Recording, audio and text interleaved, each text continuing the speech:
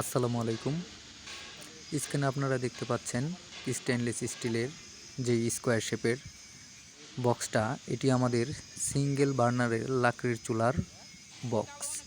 প্রথমে এটাকে বক্স আকারে শীটকে ভাঁজ দিয়ে এই রকম আকৃতির করতে হয়। তারপর আমরা এখন স্পট ওয়েল্ডিংয়ে তলাটা লাগাবো।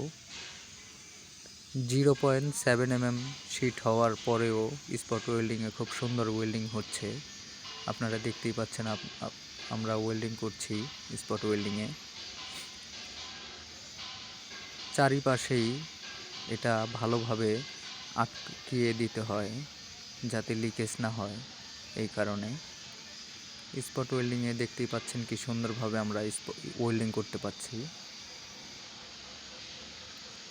খুব সুন্দর ওয়েল্ডিং হচ্ছে। হয়ে গেল।